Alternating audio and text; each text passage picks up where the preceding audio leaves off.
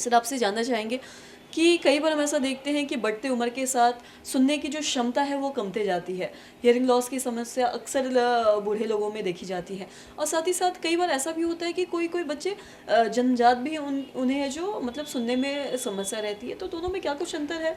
इस बारे में जी, जानना आपने बहुत अच्छा सवाल किया है। एक्चुअली जैसे उम्र बढ़ती है हम लोग की सुनने की क्षमता में भी देखता हूँ कि गिरावट आने लगती है।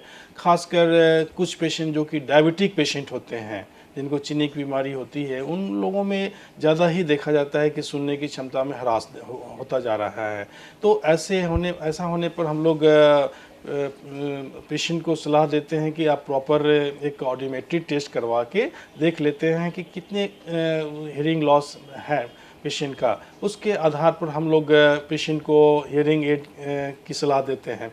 कुछ कुछ पेशेंट में देखा गया है कि हियरिंग लॉस का कारण पर्दे में सुराख भी माना जाता है, देखा गया है कि सुराख के कारण भी हियरिंग लॉस धीरे धीरे बढ़ता जा रहा है। तो ऐसे में तुरंत डॉक्टर से कंसल्ट करके आप उचित सलाह ले लें, ज़्यादा अच्छा रहेगा। यदि ऑपरेशन करा दिया जाता है पर्दे में जो सुराख है तो यूजुअली हियरिंग में इम्प्रूवमेंट आ जाती है।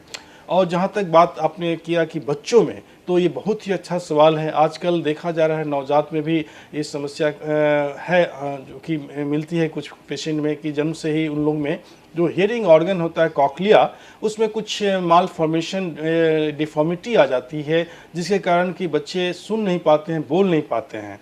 तो ऐसे पेशेंट यूजुअली हम लोग सलाह देते हैं कि जैसे ही बच्चा यदि जन्म ले तो उसकी एक स्क्रीनिंग, हियरिंग स्क्रीनिंग जरूर करवा लें, जिसको हम लोग ऑटो एक्यूस्टिक इमिशन बोलते हैं। उससे तुरंत पता चल जाता है कि बच्चे में सुनने की क्षमता में कोई कमी है या कुछ कोई बीमारी तो नहीं डेवलप कर रहा है।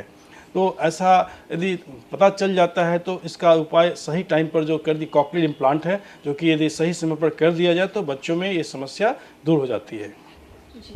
और साथ ही आपसे ये भी जानना चाहेंगे कई बार लोग हैं जो हियरिंग लॉस की वजह से कान में मशीन भी लगाते हैं। पर साथ ही आपसे ये भी जानना चाहेंगे इसका जो एक्सपेंस है या जो खर्च है वो कितना पड़ जाता होगा? ये डिपेंड करता है, आपको मशीन जो है किस कंपनी का ले रहे हैं उस पर निर्भर करता है। यूजुअली आप 5,000 से लेके काफ़ी लाख तक से ऊपर की मशीनें आजकल आने लगी है। उसमें काफ़ी एडवांसमेंट भी धीरे धीरे होते जा रहे हैं। तो आप जितने भी एडवांस मशीन लेंगे आपको खर्च उतना ज़्यादा करना पड़ेगा। जी। और साथ ही ये कितना लाभदायक होता है जो भी लोग ये मशीन लगाते हैं, क्या उनके लिए ये लाभदायक वो होता है? डिपेंड करता है कि हियरिंग लॉस कैसा है, उसके आधार पर हम लोग मशीन की सलाह देते हैं मरीज को। और यूजुअली फ़ायदा ज़रूर होता है मशीन लगाने का, इसमें कोई संदेह की बात नहीं है। जी। और साथ ही जैसा कि मैंने शुरू में ही कहा कि कई बार हम ऐसा देखते हैं कि बढ़ती उम्र के साथ जो सुनने की क्षमता है वो कमती जाती है। अक्सर जो एजेड लोग होते हैं या फिर जो बूढ़े लोग होते हैं उनमें हम ऐसा देखते हैं। तो इसका कारण क्या होता है?